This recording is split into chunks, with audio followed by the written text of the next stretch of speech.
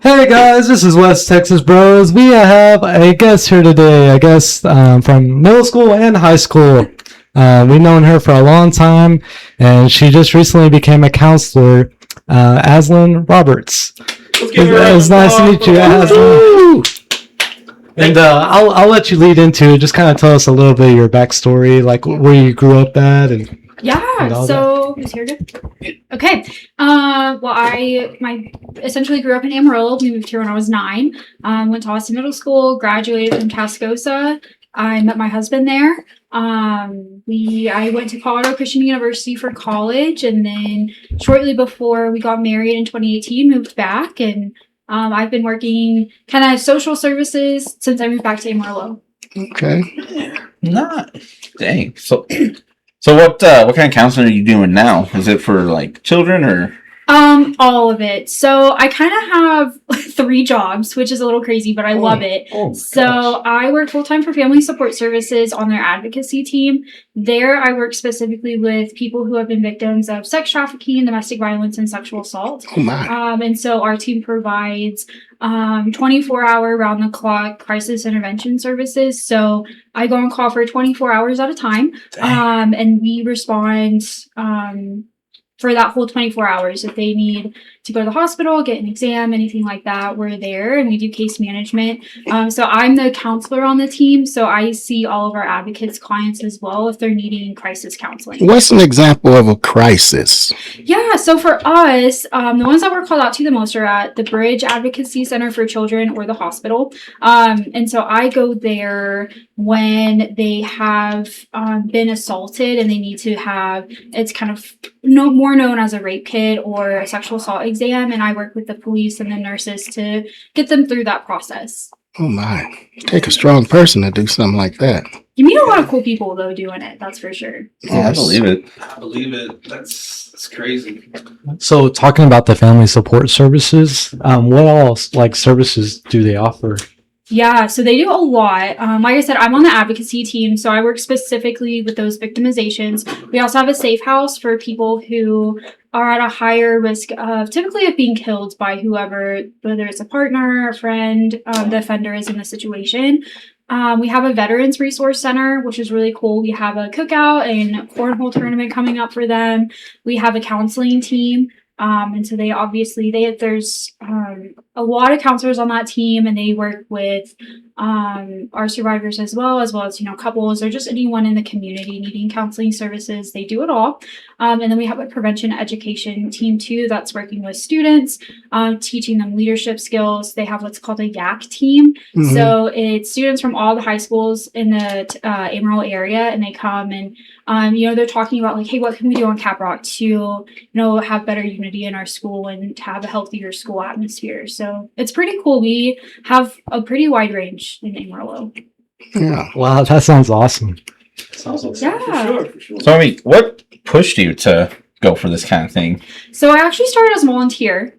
My bachelor's degree is in communications and economics. I thought I was going to go into law school, which I did. Yeah, I remember you on that journey. Yeah. I went for a year and a half. I hated it. Every job I had ever worked, every internship had been social services related, public service type of stuff. I didn't know at the time what an advocate was. And that's literally, I would tell people like, yeah, I'm going to law school, but I'm going to law school so I can be underpaid and just help people who don't have a voice. I could have saved a lot of time and money, but I do things the hard way. So here we are. I quit law school, got into the counseling program at WT, and really just took off with it. I was at the time working for Senecor, which is like a substance use rehab facility, doing their youth programs. I had worked in women's shelters. So then I had been a volunteer on the team that I'm on now. And then a staff position came open, and I just kind of went for it and graduated from WT with my master's. Yeah. To be a full, it's called LPC, licensed professional counselor, you have to have postgraduate 3,000 hours. So Damn. You can do it in as early as 18 months. I did mine in about 18 and a half because you just want to be independent as, soon as possible. And so I got fully licensed. That came through back in January. And so I've been building my private practice about the last 2 years or so. Dang. That's wild. That's awesome. That is amazing. There's a lot of time.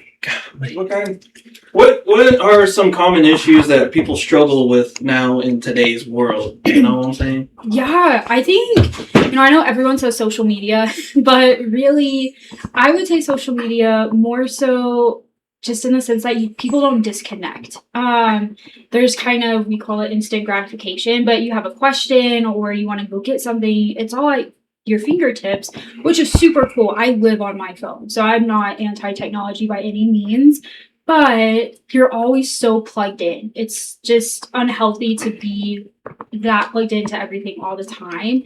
And even just, there's a lot of issues in our world. And so it's just like bad news, bad news, bad news. And it's easy to get into a really dark mind space a lot quicker. I get that. I used to get that way every time I see conspiracy theories, and you go down that rabbit hole, and you're like, man, everything's getting bad, and I get that. I do love a conspiracy, though. Fun little fact. I have a board game called Conspiracy Theories. Yeah. If you're a board game person. Okay. It's a lot of fun. But yes, yeah, totally. Yeah, that'll get you in a rabbit hole. So, this 911 counseling thing, I wanted to talk about that. Like, what do you do to like get them out that bubble of frustration or anxiety or that dark place that you say they can exist in? Yeah, so I think oftentimes what people need is just to be heard. It sounds really simple, and I mean, you don't necessarily need a license to do it, but so often it's just that validation and just thinking through like, okay, this person is really hurting. What are tangible things I can do to help in the moment? And then let's together make a long-term plan for what healing looks like. And also anybody who has been in a dark place, there's almost a loss of autonomy. I see that a lot with the victims specific that I work with, but even in my private practice, I am a PRN group therapist at a behavioral health hospital as well. And it's kind of like when you're in dark spaces for so long, you doubt yourself. And a lot of it too is being heard, but building back just that self-trust to trust your judgment, trust that you know what's best for you type of thing too. So, as far as people's trauma, what type of long lasting effect have you saw that? I think the biggest thing would be generational trauma. I think about how our safe house, for example, at the agency, we have had adults who were there as kids. And so you see the effects of staying in, those abusive, toxic households. And then it gets passed down generation to generation as well. It's just left untreated. Yeah. Wow. When you grow up thinking that's normal, it's not an excuse necessarily, but at the same time, it's kind of like you fall into those behaviors because you've never been taught or shown anything else. So upon getting these guys filed, you guys like get a rundown on them before like making a plan of approachment? So we have the psychobabble term, if you will. It's called a biopsychosocial, which is just a long word for we do a deep history taking. So what I will sometimes have clients do who I suspect have a lot of trauma, because trauma affects your brains in really interesting ways, is I'll have them make a timeline. So you tell me, say you're 30, 0 to 30, good or bad, what are events throughout these 30 years that stick out to you? Usually there's some sort of a pattern, unless it's a one-off situation, but oftentimes the people I'm working with, they've had multiple traumatic events. Yeah. And so we look at those and then we start tackling them one by one. Yes. So that's kind of where I generally start. It's just, hey, what's your history? Have you been in therapy before?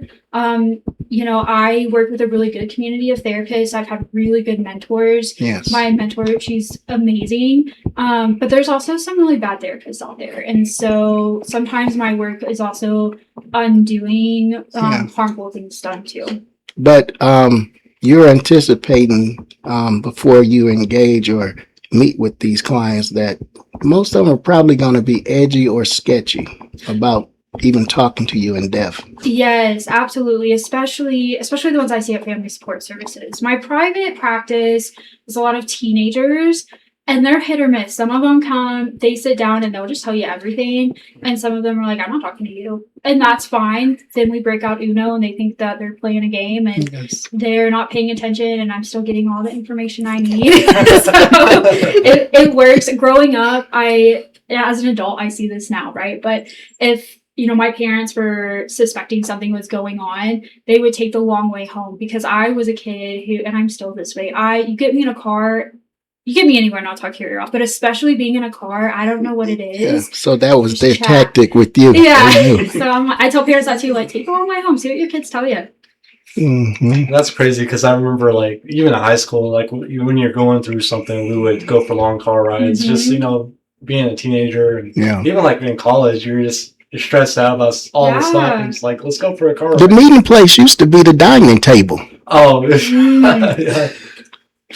Yeah, but I don't know. It's very soothing to. Yeah, and it's a neutral space too. I think that's a lot of it. Yeah. It's kind of there. Well, that was kind of like getting around to our next question, like a healthy approach on helping people relieve this stress or find a balance in it. I guess a nice car ride to do it. Used to be the dinner table. Tell us another way that you would tell them a way that they could get a hold of their stress and be able to live with it.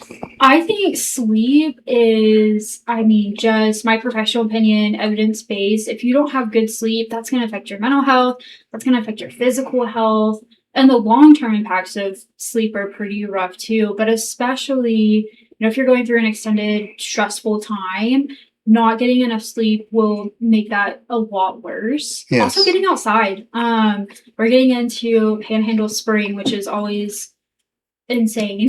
But Yes. just 5 minutes, even on the windiest day, like walk to your car and back to get your body moving. A lot of people, when they experience stress, take a lot of naps. And that can be helpful. I'm a napper. But really you still have to address that at some point. So if you can work in almost a physical release of your stress, Yes. that can be really beneficial too. That's kind of cool that you push like the natural, like go outside, get some sun, get sleep. Yeah. And I think sleep's probably one of the most unappreciated health thing. I mean, Yes. compared to working out or Oh yeah. eating right, sleep is probably just as important, or if not more important than all those. So. Yeah, because if you don't get enough of it, it does weird things to your hormones, which men and women, you've got testosterone, you've got all these things. If you're higher, if your stress rates are higher, your cortisol spikes, and that impacts everything in your body. So there's a big connection in sleep, mental health, physical health. So that's what I always start with is and I ask usually almost the start of every one of my sessions, how's your sleep been this week? Like, Yes. how are we? Where are we at? Then I gauge based off that for a lot of things. Yes. How's your sleep, Drake? Pretty good. That's like 6-7 hours. Yeah. Nice. That's healthy. That's That's good. good. Can I have 30 minutes of that? Shoot. I got you, Marcus. Yes. Yeah. Sleep is everything though.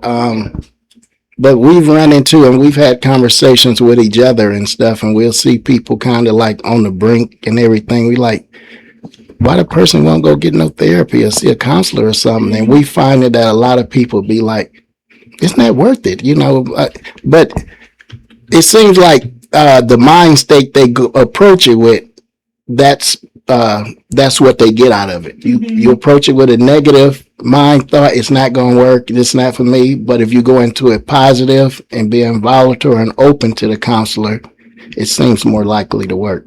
Sure, yeah, and I would tend to agree. I think there's also just a lot of barriers around counseling. I can sit here and say, like, obviously I would encourage everyone to go to counseling. I think it's great. Even before I was a counselor, I love it, but there's a lot of barriers. So that can be kind of a privileged thing to say is like, oh yeah, go to counseling. There's, it's expensive. Especially a lot of counselors don't take insurance. I take a lot of insurance at this point, which I'm really grateful for, but it's hard to find affordable counselors especially if you don't have insurance. And so that's a big barrier too. But I find even people who don't want to be there, right? Sometimes I have these groups of people who at the behavioral health hospital, for example, who have been mandated to go there or they really don't want to be there. I find that even if someone sits there with their arms crossed, they're going to absorb something. It's at least a seed planted for like down the road when they are in a headspace where they're more open to it. Yeah. But even those cases, they get something out of it, and it usually comes out later on. Yeah, with your arms crossed. Sooner or later, you're gonna this stuff that you can absorb, you're gonna get a revelation of it somewhere down the road. Yes, and it's usually not this like big moment. It's like a they're having a conversation with someone and Yeah. they'll come back and say, Yeah. oh, I did this thing that you said or that you Yeah. taught us about and it worked. And then they're like bought into it. Yeah, well, you've equipped them with these tools. The question is, they're gonna pull the tools out their bag. Mhm. You know, a lot of people get in crisis and then they be like, oh, I can, revert to this, Yeah. to calm the situation or make the conversation full, positive for both parties. Yeah. But they have these tools, even if they sitting there like just dice all day. But Uh-huh. you're putting the tools in their bag. Yep. That's good. Walking away, you did your job. The question is, when is you going to let what I did impact the things that's got you treading this deal? Yes. Yeah, absolutely. I love this channel. I was going to ask, so the family support services they offer, is it free and discounted counseling to the community? Yes. So they take lots of wide range of insurances. If you don't have insurance, we do have sliding scale as well. I'm really fortunate, even though I'm a counselor, I am on our advocacy team. So if you fall under one of those victimizations, I typically can see people right now. I don't have a wait list for free because we are mostly grant funded. So I know that y'all interview a lot of people, so you've probably heard along the way, this has been a hard year for just nonprofits in general. Oh, yeah. Funding, a lot of funding cuts. So we've tried to really keep it creative so that that financial barrier stays Yes. down. The excitement about counseling and getting someone's insight on why they're dreary or feeling lonesome or just unhealthy about life itself, the things that you subscribe to them, and then they come back with all of these questions, but you steady have to tell them, like, you got to find a certain atonement within yourself Mhm. because I can't set the bar for you. Right. It's a lot of question asking. We call it motivational interview. We throw out all these terms, motivational interviewing, we call it a client's ambivalence. And that is usually just the catalyst for figuring out how they want to change. Figuring out, hey, I want to make this change, but what is the but that's keeping them from really just diving into what they're wanting, challenging that thought process, and then getting them on the path with them collaboratively so that it'll work for them. Because it's not, a counselor giving advice. Yeah. It's listening. It's challenging those thought processes of excuses and then building them up and giving them the education around, okay, what does change look like? Okay, you're telling me you want to, move, for example. Mhm. Okay, what do you need to do? And it's just really taking things apart step by step. Yeah, it's going to be like more healthier while you're going through this, not to be like moving to another state, Yes. getting engaged. You kind of like want to set your boundaries kind of to where they're manageable Mhm. at this point when you're going through the counseling and stuff. You don't want to tackle the stuff that's going to overwhelm you and put you in a setback. I always laugh because one of my very best friends is a hairstylist, and she, we joke that really her job is almost unlicensed counseling too. And I'm the same way. I sit in her chair and I bare my soul Yeah. when I'm getting my hair done, right? And so she'll tell me, some of the things that her people say to her, but she'll tell me if someone comes in and they want a drastic change, the first thing I ask them is, hey, what's going on, right? If someone comes to you and they're saying something out of the norm, if I have a client show up in my office and they're just acting completely different, my first thing is whoa, let's have a cup of coffee and tell me about your week. What's going on? This is super awesome. Yeah, equivalent to you in the hair chair. Yes. So I think across the board, you start seeing those changes in people where they start saying things that are really out of the norm. That's a solid indicator that That's there a might be sign. something going That's on. what we wanted to ask too. What are some of the signs where you can see they're on the brink of going down that dark path? Yeah, I think, anything that's anomalous, anything that's out of the norm, right? If you see someone, for example, who's really social, and then they're not coming out as much, maybe they're not responding to texts, you're kind of like, hey, what's going on? A lot of people who, I'll use depression, right? Because seasonal depression is a lot of things especially with this weather, people are really messed up with it right now. Which, to be fair, the weather's been crazy. Yeah. Hot and cold. Yeah. I'm like, my allergies are out of control, patients are out of control, everything, right? So with depression, it's easy, even when people reach out, it feels good, but you're not going to respond. And so sometimes if you suspect, you've got a friend or someone in a dark place, it's almost, take control isn't quite the best, but kind of a good, accurate descriptor of like, you have to kind of insert yourself, be assertive. There we go. Because they're going to say no, that everything's fine. And so sometimes it's like, hey, I'm bringing you a cup of coffee, or hey, I made extra tater tot casserole, or whatever. I'm going to bring you some so you don't have to cook dinner. And it's inserting yourself into those spaces where they're missing that connection.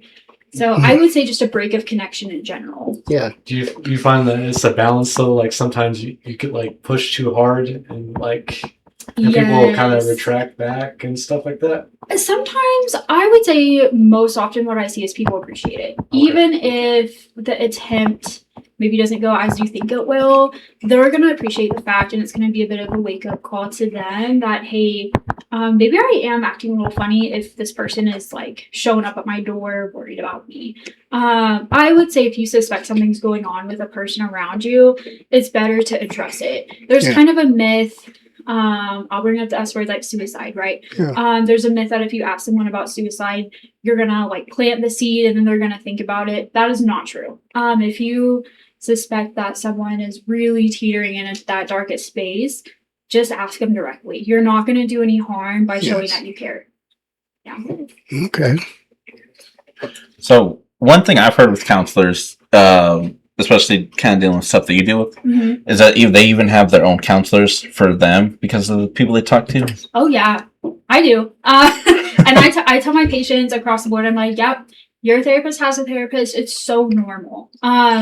Before I knew I wanted to be a counselor, one of the best experiences was my husband Dalton and I went through premarital counseling. And I'll be honest, we only did it because in the state of Texas, if you go through one of these programs, you get a discounted marriage license. And when you're getting married at 21, you want a discount on everything. Yeah.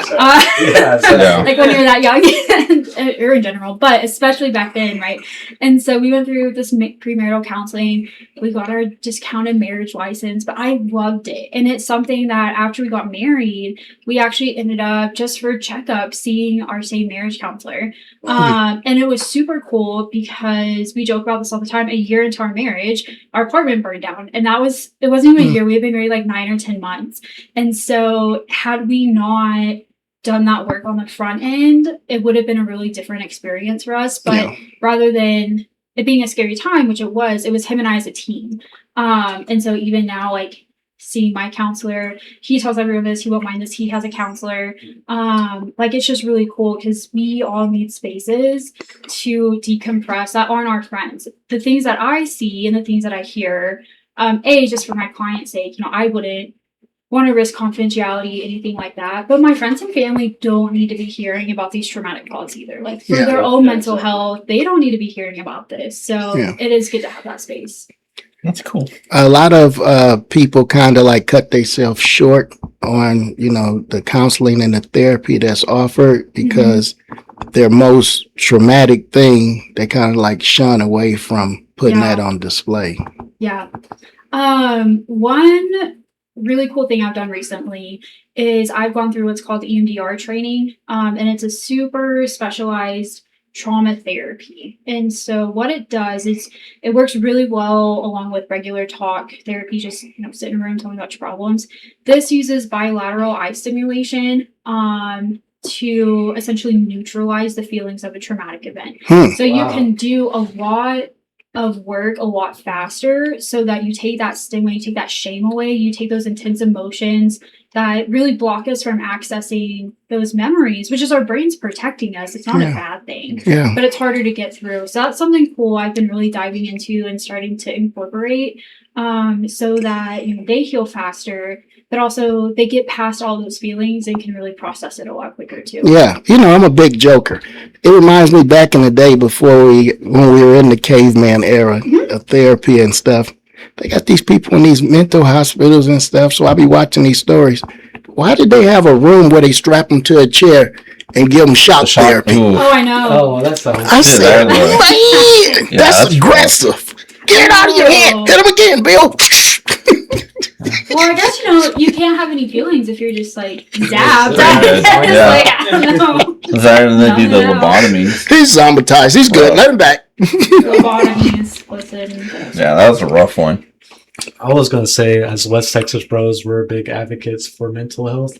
And not only mental health, but men's mental health. Yes. I think there's a stigma where guys should be strong and tough and just hold it all in. Do you see more and more men like showing up to therapy, or do you do? Yes. So that is actually one of my very favorite things about being a therapist, kind of in the time that we're at, Mhm. is I do see a lot more men. It's a new wave. Yeah, and I think it's so healthy.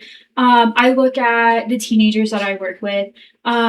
They crack me up because, when I was in high school, and you could have a counselor, but my boyfriends, my friends that were men, whatever, they would not tell a soul. But now, I'll see them out and about, and I don't talk to them unless they come up to me first, just for confidentiality, yada yada. Mhm. They'll come up. And there's one in particular, every time I see him out and about, he'll be with a group of friends and he's like, yo, this is my counselor. And I'm Oh, like, shit. Unpaid. okay. Man. And it Okay. catches me off guard every time, but I think it's so cool because they're encouraging each other. I see it in my own group of friends. It's okay. Yeah, It's like okay. they're like, my husband will be the first, like, hey man, have you considered talking to a counselor? Like, and it's not because he's married to me.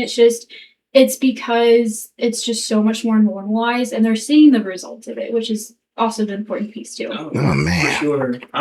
I went through a hard time in my life from all the bad past in my life, and then getting bad depression because of a girl made me feel like I was nothing, and then went through 2 counselors. One of them I knew growing up.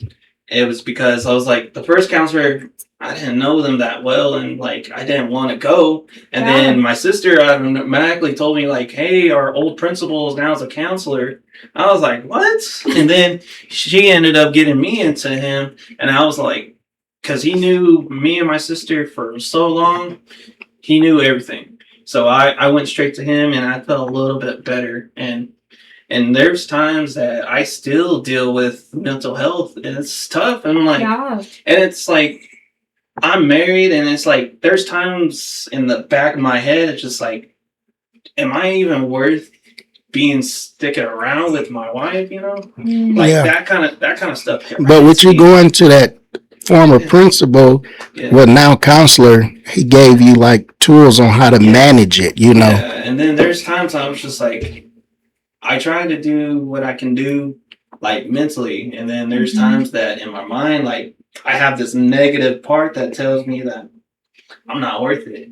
And there's times I'm just like, I am. It's just tough for me to show it and appreciate like this woman's sticking around with me. It's been almost 3 years. Yeah. Which congratulations. Thanks. That's awesome. Yeah, almost 3. I was going to ask Carlos, was it easier to go to counseling with someone you know versus someone? Oh yeah. Because I feel like I don't know. It'd be hard for me to tell like everything to someone, like especially someone I know. Yeah. Yeah, You know, when you know somebody that known your family for so long, it's a lot easier. And instead of somebody Just random. you're just random. You don't know this person. And Yeah. yes, I get it. It's brand new. It's like you're new to this person. They don't know you. And for I think I'd feel better like with a random than I I do would. too. I was That's like, 'cause I was- interesting. With a rando? Yeah, with a Yeah. random because I like would rather I don't have know. somebody that Well, knows me. I've tried therapy growing up. I've tried 2 as well. It didn't work. I just wasn't for it. I wasn't negative or not. Yeah, I just I didn't thought- care for it. And then I honestly thought I wasn't worth for counseling, but it took me almost a full year to get to like Yeah. get there. Get Well, counseling. well, like now, not in a bad way. No, no, counselors, but to me, it's all just hoopla. Did you go, I think it's just what- into it with that mind state? No, actually, at that time, I was a teenager that just didn't care. I was like, I'm just here to be here. Like, Yeah, I don't know. yeah. And That's then how it was. now seeing other people go therapy, I'm like, I think they should tell you what you want to hear. Not No, just in the hey, business, Some do. But you- yeah. So I'm just like, I could tell my own problems for myself. I can earn that, which, nowadays, especially having friends I have now, like you guys and whatnot, I'm like, I'll open up about whatever at this point and Yeah, just you can go vent through it to us. myself. I'll cry. I'll be a baby if I need to be. You Yeah. know. Yeah, it's different forms of counselors and stuff, like from the pastor, your grandmama, your group. Yeah. You know what I'm saying? Yeah. But the only thing is, like, are you gonna take it and put it in your backpack and then put it to activate when it's necessary? Right. You know? Azelin, I was going to ask, do you think counseling, the majority of it, is just being a avenue for people to vent to? Like, people just want to be heard and stuff, like, a lot of the times? Or? I think initially, oftentimes, yes. Yes. Especially I work with families, couples, individuals. I find that we've lost the skill, I think, as a world of listening well. One of the best questions I tell people they can ask is, do you want me to listen so you can vent, or do you want me to offer a solution?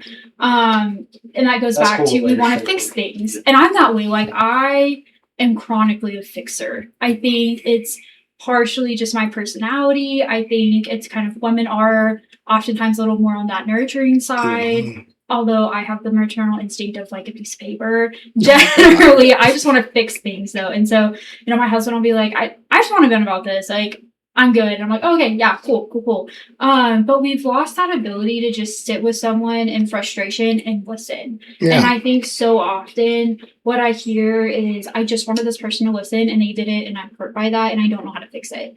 And Yeah. that's a lot of what I hear. I think a lot of that due to the seriousness, how everybody take everything in society these days, you know? Oh, yeah. Like, I already gave you the white flag and now I want to pour myself out to you. Most times people, they not, in tune with what you trying to give them as far as your message and your emotions and stuff, because they thinking this is less important than Right. this other big thing that's going on over here, Oh, but yeah. that's how you address the correctness of your community, Mhm. is you take the small stuff, shine that up. I mean, you can't always just go to the big old birthday present all the time. Right. You got to make sure these other little motors is running over here that's healthy too. But all of us, we're so geared on this big thing to where we kind of like don't fall subject to be like catering the way we need to be when somebody come to us emotional and empathetic like that. I would agree. And it's great. Like, everyone wants to tackle the big things, right? Like, suicidal thoughts, trafficking is a big thing in our community right now. Those are like important. And I'm not saying they're not by any means, but the 15-year-old who's struggling because she caught her friend saying something bad about her behind her back. Yeah. Those are real things too. Yes. And They so I stick. think treating them that way. And Boys Ranch, they were telling us in the training, like, the kids, it might not seem like a big deal, but to the kids, like, that little stuff means the world to them. Yeah. And you have to get down to the level. Like, they It could, does. they could stub their toe one morning and be upset about it all day. And you're Yeah. like, dude, it's not that big a deal. But I guess at that age, everything's a big deal to the kids. So Oh, Yes. yeah. you have to get down to the level and Yeah. just hear them out, Yeah. Shunning people when they're pouring out to you, that's not good for the community, grown-ups, you could be looking at them, they'll be trying to, but you'd be like, oh, this dude's a real crybaby, same way like we would call a kid, it's a little problem. But without these little problems being addressed, that's how we end up with suicide and these other things that you say that's in the big boxes. Yeah, that generational cycle for sure. So talking about like how I guess people aren't connected, do you think that's COVID? Do you think that's social media? Do you think that has a big role in what I guess mental health is nowadays? Yes to all of that. Yes, and all those. Okay. So there's I love TED Talks. I'm obsessed with them. But there's an older TED Talk, and it's on addiction, and it's really interesting. But the crux of it is the opposite of addiction is connection, and so we fight addiction, and I would expand that to most mental health things by connection, having meaningful connection. And so we had COVID, that was years of isolation, 6 feet apart. I didn't mind being 6 feet apart from people. Like, sometimes people come up to me in the grocery store and I'm like, oh, like that. Sound like onions. Yeah, I'm like, have we heard of deodorant before? No. Yeah. You look like you jumped out the COVID era. Exactly. I'm like, oh, like I did like people not being on top of me, like in the store, but Yeah, no, that was generally nice. that was nice. Yes. Oh my god. Golly. Yes. I'm like, take a step back. Like, no. But the isolation, was so detrimental at the time. Was when I was working in substance use specifically, and so Mhm. you had like AA meetings, NA meetings, Yeah. 12-step meetings being held virtually, and it's just different. Yeah. But our brains are wired, right, to want that community, to want that connection. Yeah. I think about, it's referred to as like casserole culture, right? When something happens, it's a very like Southern kind of churchy thing, but like Mhm. something happened, someone's sick, someone had a family member pass away. As a community, you show up, you drop off meals. What are those needs? We don't do that as much, and I think that's a really big piece too. Is just simply doing life with people isn't as common as a thing as it was. I think pre-COVID. Yes. Did you see a surge in your field when COVID came? I would say post-COVID. I will say COVID did provide some really awesome things in terms of mental health. So telehealth services, for example. Prior to that, they were available, it just wasn't as widely known. It wasn't as widely used. In the Panhandle, we have Amarillo, which is kind of a hub, but then you have all these rural communities, and they can't, come in and go to counseling once a week at 2 p.m. And so it did provide really awesome opportunities to offer that connection to more people. Virtually? Yeah. And over the phone as well. Uh-huh. And stuff. Yep. So Yeah. now there, I guess, better infrastructure for that. If I think better software, better programming, and also like the rest of the world and the rest of, professions, it was like it was no longer optional. We had to learn how to do it. I think that's one good thing that comes out of COVID. Now that we have that options, if we want to go that route, but Mm-hmm. everything's so accessible now. Yes. And I think prior to COVID, we didn't really have that stuff. Yeah, and we didn't have to. I mean, you could, but it just wasn't as widely offered. And you've got counselors who, I see in my private practice, I still see more in person because I work with a wide range of people, but my kind of specialties are couples and teenagers. And so, like a teenager, you're 13 coming to see me, it's just so much easier to see them in person. I'm going to be Yes. able to gauge someone sitting in front of me, especially a teenager, than on a screen. But I do see a lot, probably 35% of my caseload in my private practice virtually. And it's super cool to be able to offer that. Do you think people get more in person than just the intimacy and stuff? I think it depends. It depends. Like my counselor, I see her virtual, for example. She is actually based in, I think, Kentucky. Wow. Amarillo is a big, small town, as I think we've all experienced. Yeah. So Yeah. I trust the counselors in our city. I do. But I think just like getting counseling from a potential colleague kind of had me feeling a little funky. And so I was like, I'll just get a virtual one. And I will say, I'm going to put my money where my mouth is. So part of my reasoning for that too was like, is this effective? And I can say like I find it very effective. Yeah. But I, as a practitioner, I prefer in person, but I do both, and I enjoy the virtual aspect as well. Yeah. When you tell me like you have a counselor, it's like what we was just talking about. Mhm. It's just the little bitty things, the little bitty knick-knack things to keep you balanced, Mhm. but going without being addressed can end up in one of those big boxes, Oh yeah.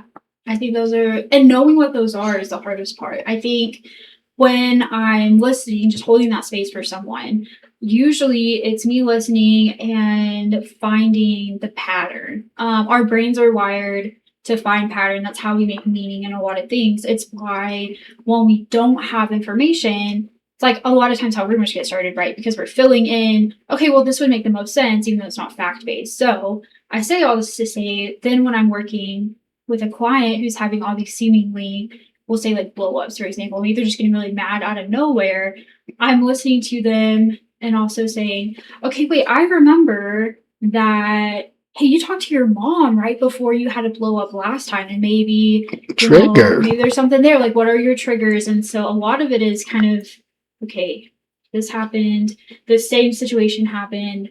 What about this situation is causing that dysregulation in your body? Yeah. Yeah. But that's getting them to recognize their boundaries. Oh yeah. We are a boundaryless world. Let me. Oh yeah, shoot. And that I will be a Grinch, and I will say I think that is social media, because I mean it's relentless, and it's not all bad necessarily. I feel like when we were in high school, it was like cyberbullying was the thing, Yeah. and it was yeah. But now I think it's just you're always like plugged in, and so it's just so much easier to get there a lot quicker. Yes. Yes. And the kids nowadays, they don't know the era before social media. So now you're seeing like these pre-adolescents where they grew up in all social media. I mean, we had both. Yeah. Like we had before then, so we could kind of be like, oh, social media is not a big deal. Right. But We can go a few hours without our phone. Yeah, I prefer it. Yeah, I think that's the best thing you do. Just kind of take some time away from all that stuff. I saw a kid yesterday, and they were going off about how, but this is real to them, right? Like all their friends have iPhones and they're allowed on TikTok, and she just didn't understand, and her parents are the world's biggest villains because they did not let her get a TikTok. And I'm sitting here like remembering what I made on my fake Facebook account. man. When Snapchat was lame at one point, and now I'm like over here like, get off of Snapchat, like it's the worst one. But it is funny because to them, it's normal. the whole world. Yeah.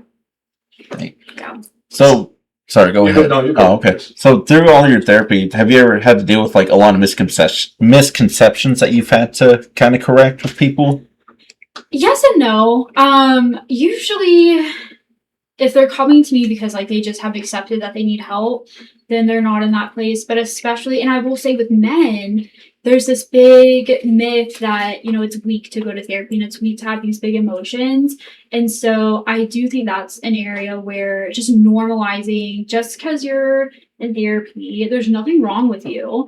It doesn't mean that, you're less of a person, or that you've done all this, these wrong things, or that you're broken. It's just like, you're wanting a third party space to really process through and do the work. And it's hard work. That's another thing, is really coming to therapy is brave. Because the things that I ask you, like I'm asking someone who doesn't know me from Adam to tell me about the deepest, darkest moments of their life. And that's a courageous thing to do. Yeah, but you don't you don't always see it as such. You're kind of like, oh my gosh, like it's like a last resort. And it's like, no, like this is actually a really cool thing you're doing. And reframing that for a lot of people is important. Yeah. Okay, let's talk about super trauma. People that's been like, the veterans, they either step out and they did stuff for the country and everything, but they come back home, and a lot of them not the same because of the trauma that they did it for us, Either they saw somebody killed or got into a drinking addiction over there, being with the fellas, all type of stuff. Got hit by a bomb, lost a leg. That type of trauma right there. Tell us like how you guys approach that right there. Yeah, so I would say, PTSD, right, is the biggest thing that we've learned from veterans. And it's unfortunate that it has taken, I think that really came to the biggest head with Vietnam. And that's where we've gotten so much of our PTSD research for counseling as a whole. Those are really, I would say, specialized counselors that work with veterans. I think not everything has to be something that you've lived through. I think it's helpful. For example, I've been to counseling. I have my own history of things I've had to deal with over my life. But I think, like, for veterans seeking counseling, I love that we have VAs. We have, my husband plays cornhole at the Veteran of Foreign Wars building a few times a week, which is so random. He's not a veteran. Love him so much. But it's so random. But we have all of these spaces. We have the Veterans Resource Center at Family Support Services, where we have counselors who have experienced those systems, and the military system specifically. So that's one that I would just encourage someone to go to a veteran counselor. But it's super cool because now I talked about EMDR earlier. That's one thing that is one of the most beneficial things someone who's lived through chronic PTSD can do, complex Yeah. PTSD can go Yeah. through, and finding those specialized trauma therapies, because those are not ones that you can always talk out, because it's like ingrained in you, and it's a rewiring of your brain and how your body's reacting to things. And when that becomes your normal, then you have to like really rewire, those habits and like how you respond. And that's not always up to you in the moment. Yes. And that's where those super specialized therapies come into play. Yeah. So they'll draw confidence and comfort in them because they can relate to them. Yes. There's, like I said, there's some things, but I think especially something like that, like I have not served. I don't know what it's like to ship off, and to even have to go through basic training can be really traumatic for a lot of people. And I think that is a space where it's so helpful to have someone who can say like, hey, I've been here, and speak to that experience a little bit better. It makes you feel seen as a person, especially in that type of space. Yeah. But those are some real cross wires. That's why I call them super trauma people, The wires across, but other, veterans and stuff that, got the counseling skills and everything, they can help them through that post-mortem and help them get some of them wires on. So they'll be like real quaint in civilization, Right. They can go back to enjoying their lives, and at least existing in a way that doesn't feel quite so heavy. Yeah, the confidence that they held over there, and they get back here and they have their confidence is, and then some of them, I want to be in the service the rest of my life. I don't want to be a regular civilian anymore, because the coping now that they have to deal with, first you got to go get unwired, Right. And then you got to transition to normal everyday stuff, and you got to carry all that. That could be scary. There's no roles for like, civilization, like just a regular, like you and I, like citizen. It's like in the military, this is what I hear a lot is, you don't have a lot of choice. It's kind of like, even when you work your way up, like you have a very regimented schedule. And so then when you're in a space where, you don't have that, and you're kind of like, there's an identity crisis that happens a lot of, oh my gosh, like I don't know what to do. Right. And I think that's a big part of that as well. Yeah, even though they was a citizen before they was a soldier, Yeah, that's like that kind of does remind me of like inmates when they go to prison for like 10, 5 years. I know I've talked to some, and I'm like, boom, let's talk about that too. Yeah. Yeah, I tried talking to one at the time when I tried working on that. I was like, you ever heard of memes? And I sat for like an hour explaining to the guy who's been in there for like 10 years what a meme is. And he's like, memes? He's like, what is that? I'm like, it's crazy. So I work at North Heights, so we have two programs, short-term and long-term. Short-term's a lot of drug offenses, and then if they do like more felony offenses, they go to long-term. And I'm always asking the kids, I was like, which one do you like better? And you think it'd be short-term because it's kind of more free, less rules. Yep. But a lot of people do really well with structure. And I can see, like they system. They want to know like everything. They like the quiet. Like it's weird. You think people wouldn't like that, or they wouldn't do well in that kind of structure. It's so easy to just stick with this. And some people don't have that at home. So like when they get home and they get that consistent structure. Yeah, I know. Like prisons, they do like safe houses as well, or like what are they called? So like a halfway house. Yeah, thank you. Yeah, to kind of help them get back out there. Yeah. But a lot of times it's still like I've seen people in there for like 20 years that don't know what a phone is, like a just smartphone or anything. And you're like, man, I don't know how they're gonna make it out. One of my little, I guess, like side quests / jobs when during COVID, I worked at AC, and I was a professional tutor, and we had several, AC is super cool for a lot of reasons, but you got, freshly 18, freshly graduated up to like 70 plus years old, going to AC, which is all in our college. Let's go AC. I know. And so, one of the biggest things, I was a professional tutor, which I don't know, but that was my title. And they would come, and so much of what my job ended up being was, okay, how do you use Blackboard, which is like the site that pretty much your whole life runs through. If you're a student, it's Blackboard or Canvas. And so how do you use that? Because if you maybe you were in prison. There's several of those, or maybe you just haven't been back to school in a long time. That was my mom. She went back later in Yeah. life. And you're like, I have to do what now? Blackboard, turning in assignments, where do I get my books? Like, it's a whole, like, completely new world. Yeah. I loved AC, and then when you go to WT, and I felt like it wasn't as fun as AC. I don't know. I was a transfer, so I went right into Oh AC. yeah, honestly, one of my biggest regrets was I think I loved where I moved to Colorado for my college right after Tascosa, but looking back and having worked at AC, I wish I had been more open minded. I would have saved so much money. It's such a cool campus. It's so special. So I love that I at least got to work there because I really loved my time there. For sure. Yeah, you could have took 70% of your degree there. I know. Listen, I know. I'm paying my student loans now, and I'm aware. I get that every month, and I'm like, oh.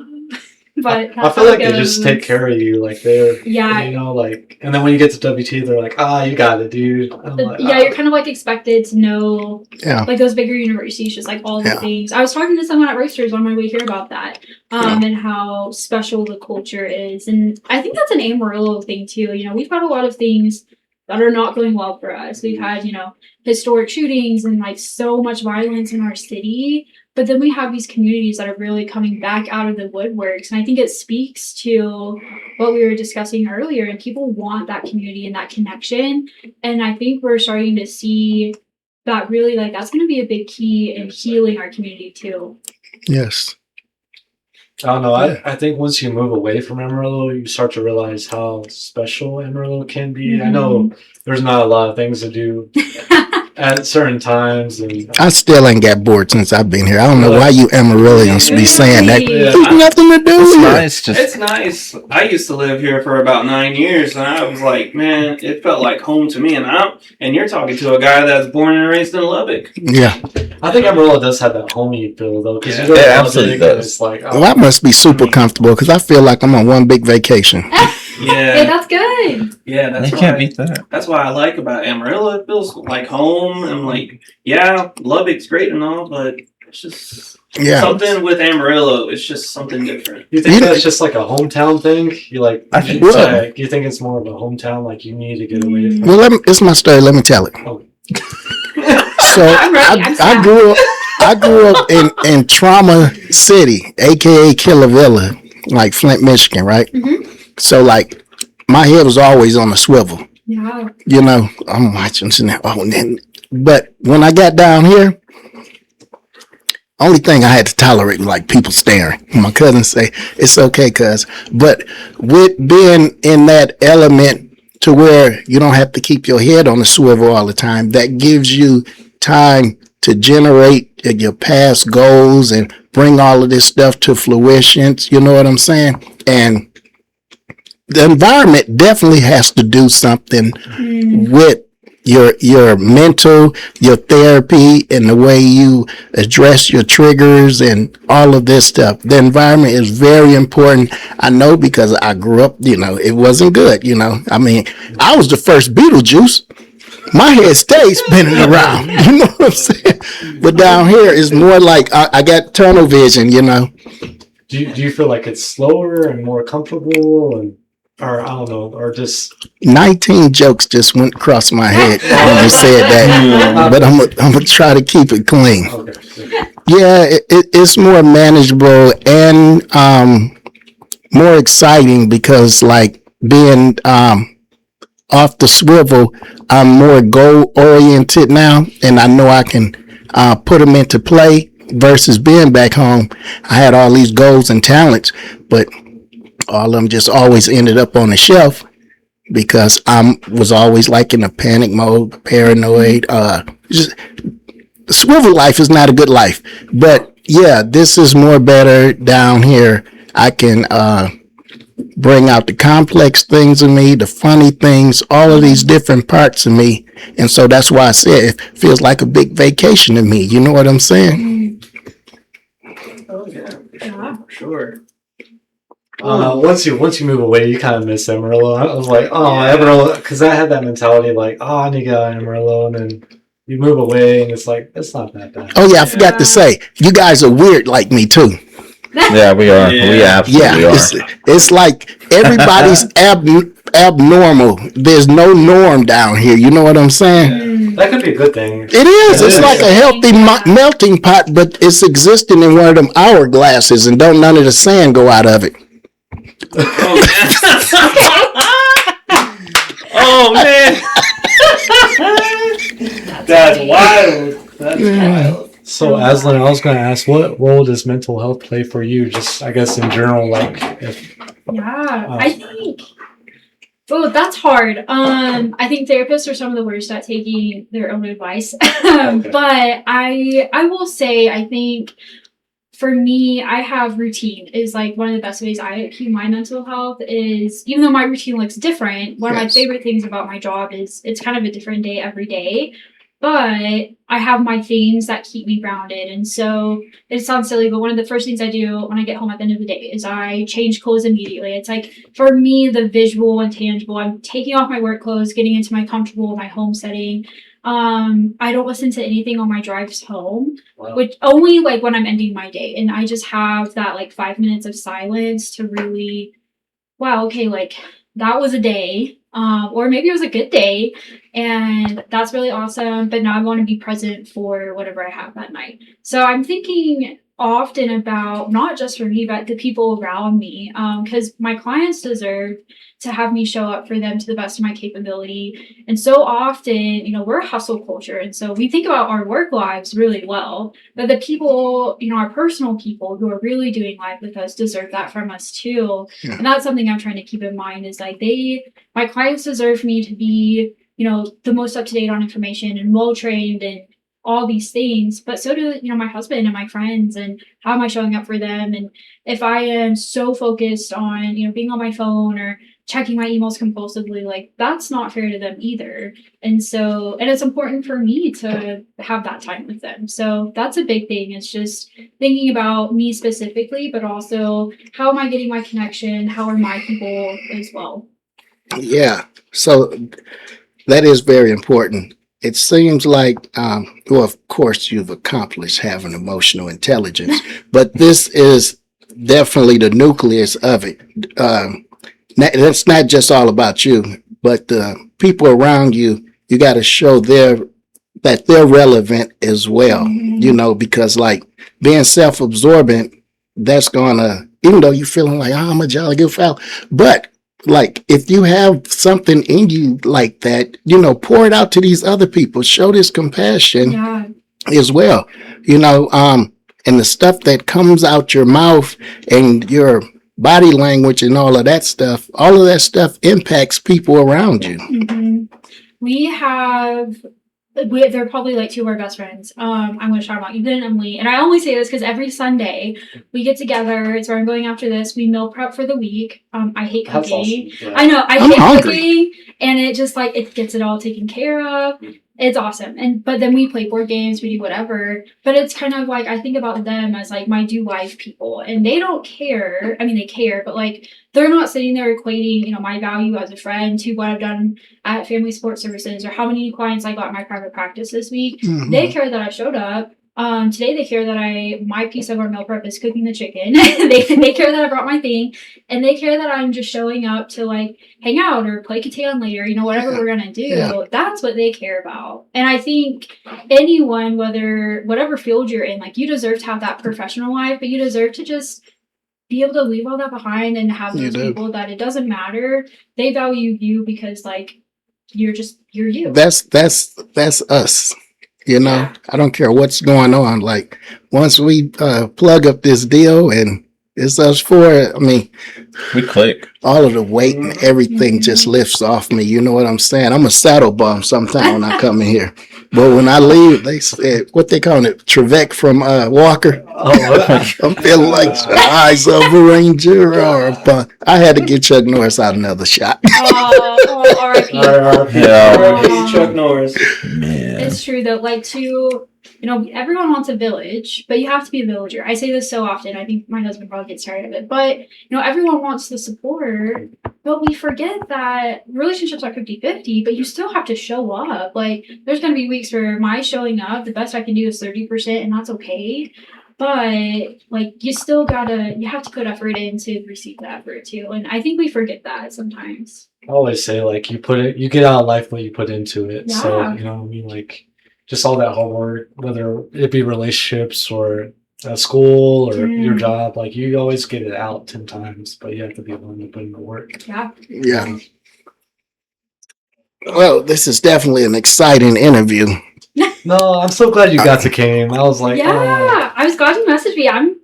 I'll talk forever. I'm a yap. My husband calls me a professional yapper. So Oh man, I've heard that one before. My ex told me we're gonna leave place. She said, "You never shut up." Well, it's a lot of people that need a full circle conversation. You know, it's just not one sided. I'm feeling like a jolly good fellow, but this guy right here need a little leg up. So let me pop off a few times. And she like, "Do you have to?" Yeah. Well, y'all ask good questions too, and I think that's important. Like we don't need. We need surface level people, but really we need the people that are gonna like challenge us.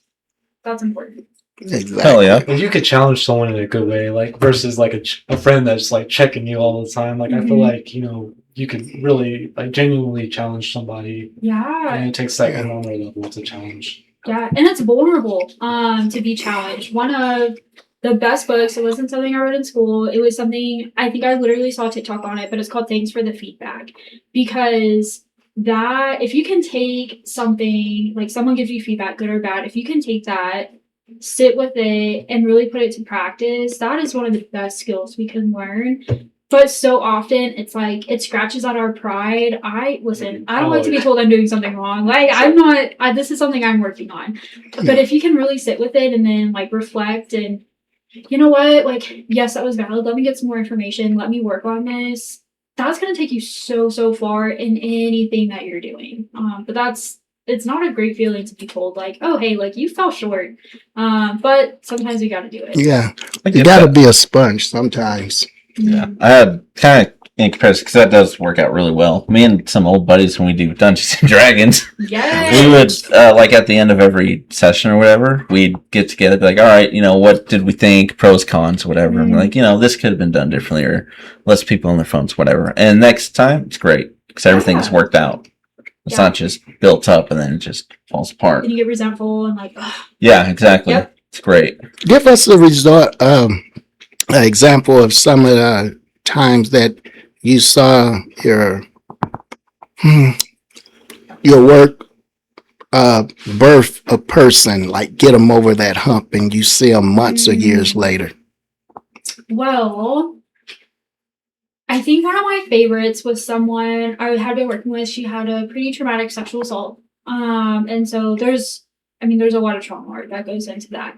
But she came back a couple years later and she's in like a healthy relationship and just absolutely thriving new job. And it's so cool because really I didn't even see her that long. She would come, she'd check in with me here and there, but it was kind of like she was able to take what we worked on, move with it. It's not something you really ever forget. It's just something that becomes a part of your story. Yeah. I think so often we go through things and we just want to forget them, or people expect us to just move past it.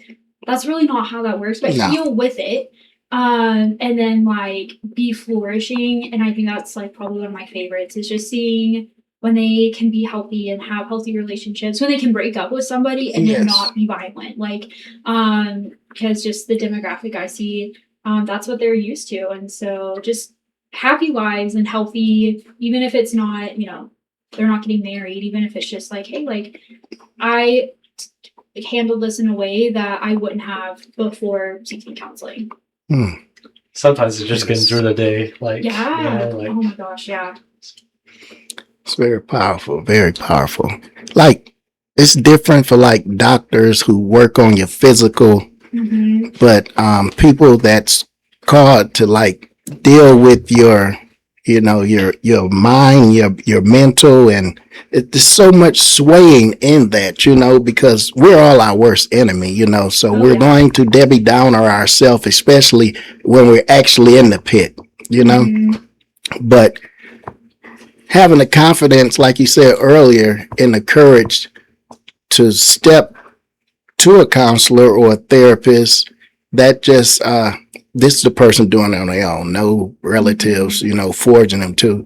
But that gives first of all the counselor, like, this person right here took the initiative, so I don't have to, do the Bugs Bunny with a hammer on their head. Yeah. They already coming with the open mind, but for those people that's like, they parents and kids and all this stuff gotta, get them into counseling.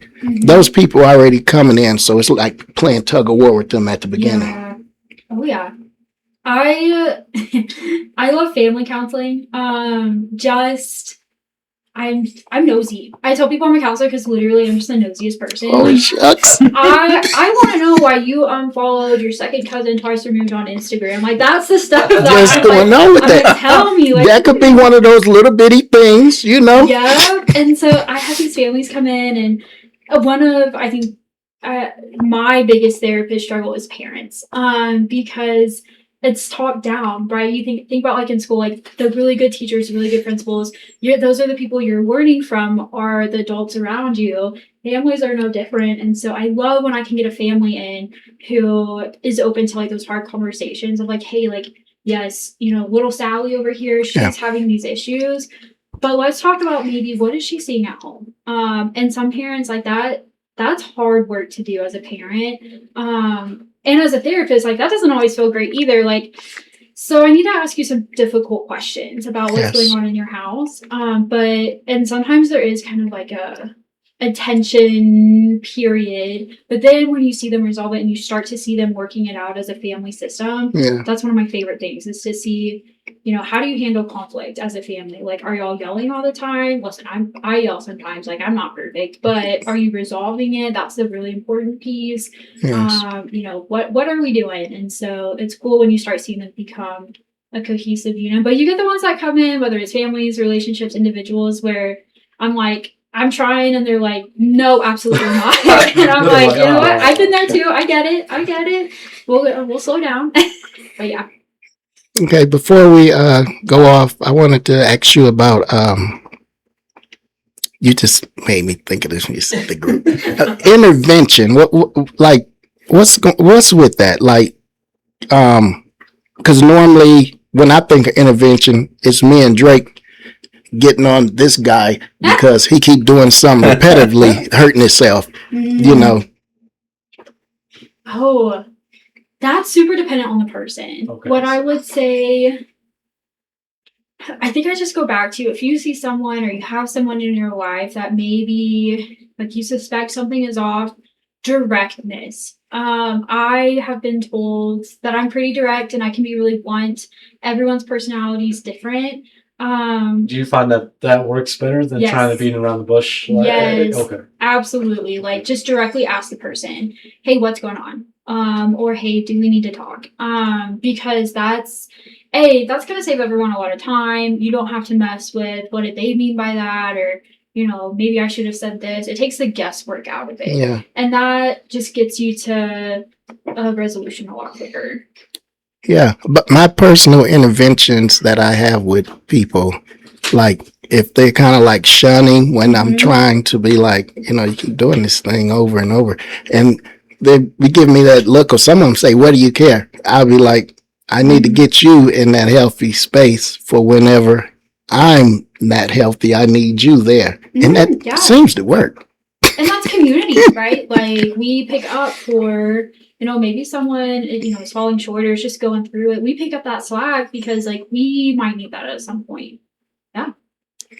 I see that. I had one more question. I mean, we're all kind of like the same age, like going to school, like mentally, maybe more lifestyle too. Like, what do you feel like transitioning from your 20s into your 30s now? Oh, because I was like, we're all like hitting I that know. mark. Oh my god, I know. Yeah, and I don't know, because like in my 20s, it was a lot of errors and mistakes. Yes. And how do you feel getting a little bit older into your? My 20s were nothing like I ever thought they would be, and the primary reason being, I honestly never even wanted to get married. So getting married at 21. Wow, right at the gate. And I know, like, 2 of y'all know Dalton, and so, like, getting married at 21, I feel like just completely any plan I had went out the window. but it's interesting because, and this sounds so cheesy, but we grew up together. Like our brains fully formed that's while we were married. And so I look at, who I was, and then we got married and who we were as a couple, the learning that we've had to do. One thing I love that I feel like everyone is really getting into is this like sober, curious thing. I've never been a big drinker per se, but I can throw them back. Like tequila on ice is my go-to cocktail. Now lean Like- back. I'm a tequila guy myself. so I'm over here like I can do it, but I love like without anything specific happening, this idea that hey, like let's evaluate how alcohol and substances are the role that they play. And I think that's the biggest thing the last year and a half I've seen people really our age start to kind of click with. Yeah. People around me, I've got someone who like they haven't drank since like last August for no reason other than they were like, oh, this doesn't really serve me, so I'm just gonna see what this feels like. Alcohol is like the one drug that's pushed like through commercials. And I mean, like all the other drugs are not. It's kind of crazy to think about. And it's like one of the worst ones to detox off of. It's the most fatal. So once you have so much of it in your body, say you need to go to like a rehab, it is like you have to have round the clock, oftentimes care while you're detoxing because it can start shutting your organs down. So people die the most coming off of alcohol than any other substance. It's pretty crazy what it does. Yeah. It's as far as you and your husband, I can see like it drove a more healthy openness, a childish approach than all of the seriousness. Now you guys did that thing with no drinking because like the younger versions of us are the best versions of us. Yeah, always. We wasn't drinking, smoking, or anything. You know what I'm saying? The question: are you daring to be the nerd version of you, which would definitely benefit you and your spouse? Mm-hmm. And you guys took that there, and here you are now. It is interesting, yeah. And he's my husband is sober, and he every 3 years he just goes, I think, 6-7 months, and that's like his thing. And I'm not a massive drinker, but like I enjoy him here and there. But we're almost like coaches. Like, okay, you graduate high school, you go to college, and then drinking is like your personality, and it's like it's your body like a rock star. Yeah. And I think I will say I was an Amarillo hater. I'm gonna be honest. I moved back here. I was too. And I was like, I've been living in Denver. I'd lived in Europe, and so I was like, I'm going back to Amarillo. Like I was snooty. Dust Bowl.